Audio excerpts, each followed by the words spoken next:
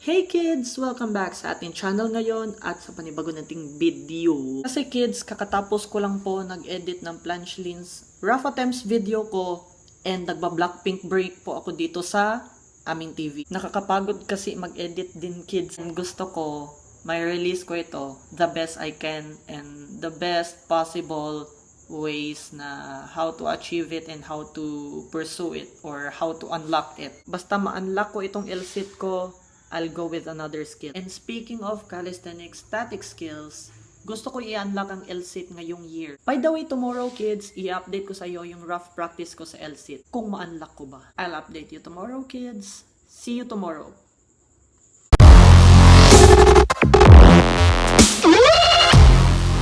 Hey kids, it's 9 in the morning na po. Kids, kakatapos ko lang po mag-ukit-ukit nitong mga, na mga letters po kasi gagawan ko po ng Agnes at 54 kasi birthday ni mama sa Pasko kaya minaaga ko na po ang pag-cut nito para bongga. Ito pa po yung mga ibang letters na pipinturahan ko at lalagyan ko po ng glitters para bongga na tayo. Since umaga pa ngayon, ang tanong, kaya ko bang i-unlock ang LSITs ko? You know guys, alam niyo naman po ang drill ko. Magpatawa muna bago gawin yung practice. But before anything else, kiss.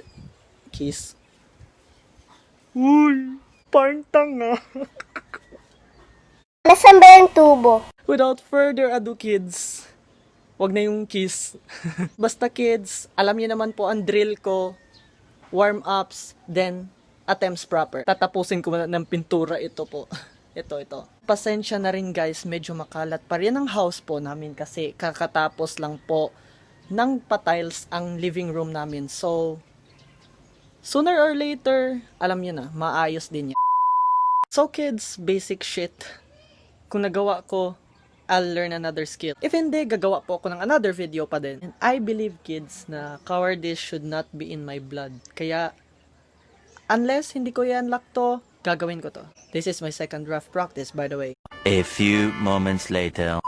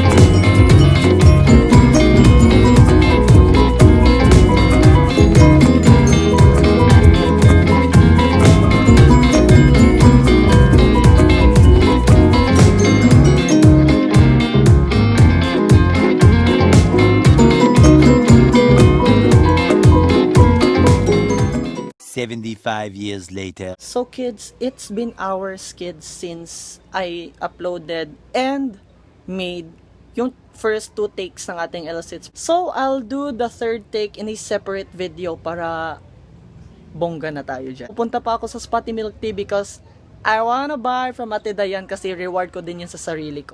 A few moments later. I got my nachos from Spotty Milk Tea, you know. Good thing rin kids, kasi may 12 ounce cutie pie sila. Bitaw kids, oy. Lamian jud ko sa ilahang mga milk teas og nachos. So, pag palit na mo guys, ayun pagduwa-duha. Samtang akong pimples, perting dako adere, giatay. Si Ate Dayan from Spotty Milk Tea, nag-accept na din siya ng mga online payments para ma-deliver din nila sa inyo ang mga products nila and para ma-experience din gaano kasarap and gaano katamis ang kanilang mga milk teas and condiments and this one. I'll repeat this one more time kids. Ibutang na akong link sa description, okay? Thank you so much for watching my video.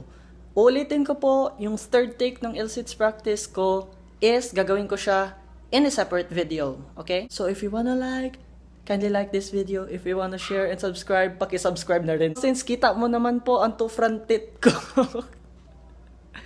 And gabing-gabi na po, it's palapit na po maging gabi. Ang second part ng ating LSIT practice video ay mangyayari next year, January 2021. And i-unlock ko siya by March next year. Okay? Thank you so much kids. And plano kong ipapakolor ulit ng black itong buong buhok ko kasi marami na pong puting buhok. Mas nauna pa akong tumanda sa mama ko. That wraps up my video. And ulitin ko po yung third take ng LSITs practice video ko. Gagawin ko next week. Peace to you all kids. And be safe.